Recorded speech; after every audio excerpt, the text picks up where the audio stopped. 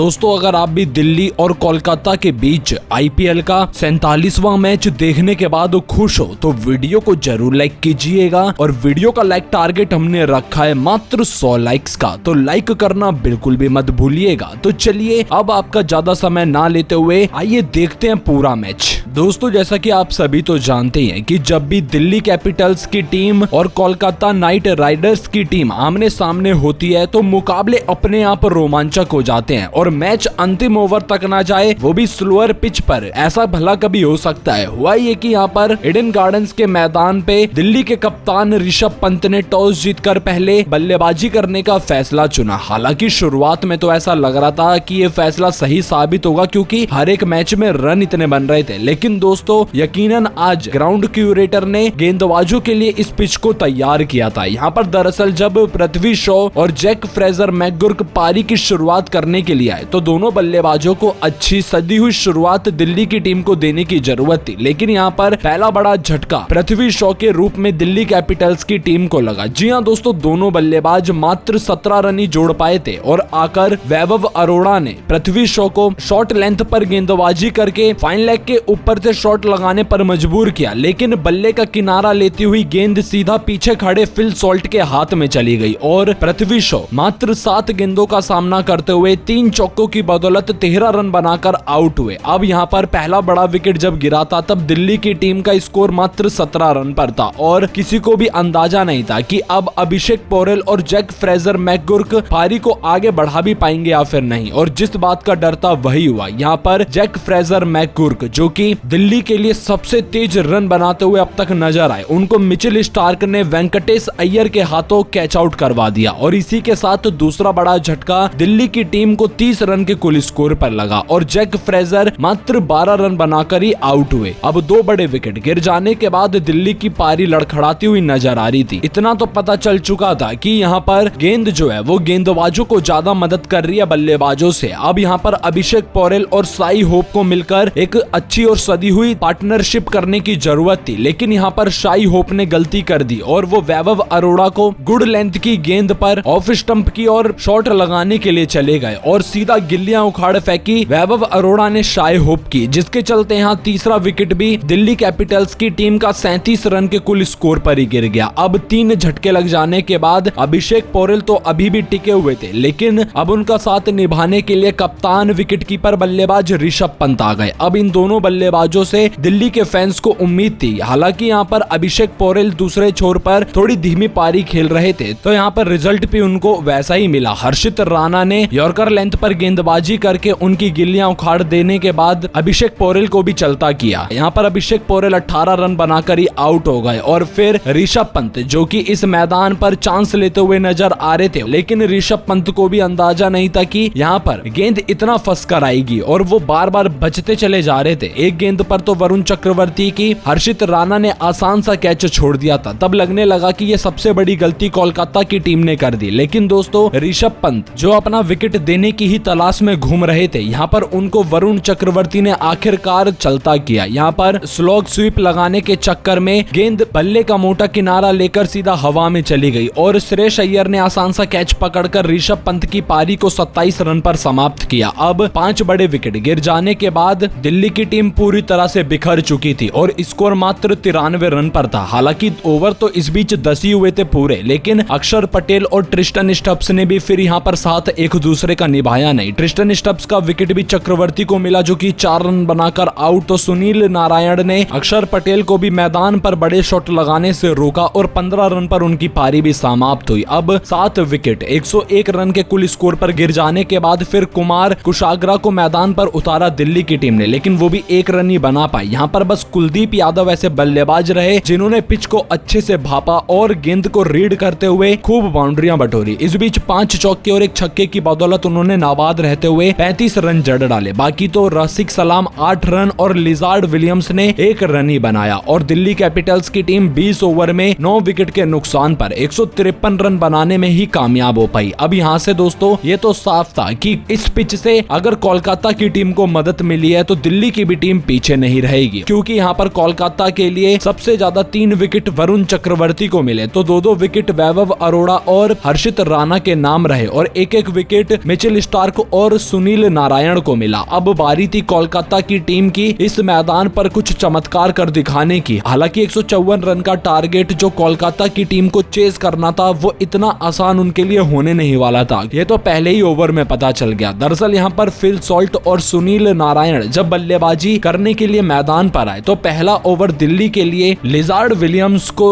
ऋषभ पंत ने दिया। हालांकि हर कोई सोच रहा था कि इस ओवर में ज्यादा से ज्यादा 5-6 रन ही बनेंगे, लेकिन फिल सॉल्ट ने तो यहाँ पर लिजार्ड विलियम्स की कमर तोड़ कर रख दी। जी हाँ दोस्तों, पहले ही ओवर में जब 23 रन बन गए तो हर कोई हैरान हो गया कि आखिरकार ये पिच बस दिल्ली कैपिटल्स की टीम के लिए ही गेंदबाजी पिच थी या फिर कोलकाता की टीम ने कोई चाल चली है। क्योंकि दोस्तों यहाँ पर इस मैदान पर तेज गेंदबाजों के साथ साथ स्पिनर गेंदबाजों को भी काफी मदद थी, लेकिन यहाँ पर जिस अंदाज में पारी की शुरुआत कोलकाता की टीम ने की वहां से हर कोई स्तब्ध था। समझ नहीं आ रहा था कि मैदान पर आखिर इतनी ताबड़तोड़ बल्लेबाजी चल कैसे रही है। यहाँ पर फिल सॉल्ट तो किसी भी गेंदबाज को छोड़ने का नाम ही नहीं ले रहे थे। यहाँ पर 5 ओवर के भीतर स्कोर को फिल सॉल्ट ने 61 रन के पार पहुंचा दिया। जी हाँ दोस्तों, यहाँ पर मैच जीतने के लिए मात्र 154 रन दिल्ली की टीम को डिफेंड करने थे, लेकिन कोलकाता की टीम ने तो पहले ही 5 ओवर में यहाँ दिल्ली की टीम को बता दिया कि वो मैदान पर करने के लिए क्या है। और यहाँ फिल सॉल्ट ने तो 26 गेंदों में अपना अर्धशतक भी पूरा कर लिया। इस बीच हर कोई हैरान था कि फिल सॉल्ट ने खलील अहमद के एक ही ओवर में जब 18 रन जड़ दिए तो वहां से पूरा मुकाबला दिल्ली की पकड़ से दूर चला गया। जी हाँ दोस्तों, यहाँ पर ऋषभ पंत ने सबसे बड़ी गलती यही की कि वो पहले 6 ओवर के भीतर किसी भी स्पिनर गेंदबाज को लेकर नहीं आए और यहाँ पर तेज गेंदबाजों ने खूब जमकर रन लुटा दिए, जिसका खामियाजा ये हुआ कि दिल्ली कैपिटल्स की टीम पिछड़ती हुई नजर आई। दूसरे छोर पर खड़े सुनील नारायण तो बस तमाशा देख रहे थे दिल्ली कैपिटल्स की टीम की धज्जियां उड़ते हुए, और इस बीच शाहरुख खान भी काफी खुश नजर आ रहे थे। लेकिन दोस्तों मुकाबला तो पलटना तय था, इस बात की भनक हर किसी को लग चुकी थी। हुआ ये कि पावर प्ले समाप्त हो जाने के बाद ऋषभ पंत ने फैसला किया कि वो अब स्ट्रेटेजिक टाइम आउट के बाद गेंदबाजी पर अक्षर पटेल को लेकर आएंगे और स्पिनरों से ओवर डलवाएंगे। यहाँ पर अक्षर पटेल ने जब पारी का 7वां और अपना पहला ओवर डाला तो उन्होंने पहली ही गेंद पर सुनील नारायण को चलता किया। जी हाँ दोस्तों, यहाँ पर सुनील नारायण मात्र 10 गेंदों का सामना करते हुए 15 रन बनाकर आउट हो गए और सुनील के आउट हो जाने के बाद फिर मैदान पर बल्लेबाजी करने के लिए उतरे रिंकू सिंह, जहां गौतम गंभीर कोच का पूरा साफ प्लान था कि दिल्ली की टीम को जल्द से जल्द हराना है। और यहाँ पर रिंकू सिंह ने भी आते से ही हाथ खोलने शुरू कर दिए और दोस्तों मुकाबला अंतिम ओवर की तरफ आगे बढ़ने तो लग गया। और दोस्तों इस मैच में दिल्ली कैपिटल्स की टीम तो पहले ही पिछड़ चुकी थी, बस अब तो उम्मीदें बची हुई थी मैच जीतने की, और आखिरकार मैच तो वही टीम जीती जिसने इस मुकाबले में सबसे ज्यादा मेहनत की, और वो है कोलकाता नाइट राइडर्स की टीम। जी हाँ दोस्तों, केकेआर की टीम इस मुकाबले को अंतिम ओवर में जाके जीती। बाकी आप सभी यहाँ पर पूरा रोमांचक मैच भी देख सकते हो। और अब आप सभी की क्या राय है कोलकाता के इस मैच में ताबड़तोड़ प्रदर्शन के बारे में, और आप कोलकाता के बल्लेबाजों को 10 में से कितने नंबर देना चाहोगे? अपनी कीमती राय हमें जरूर बताइएगा।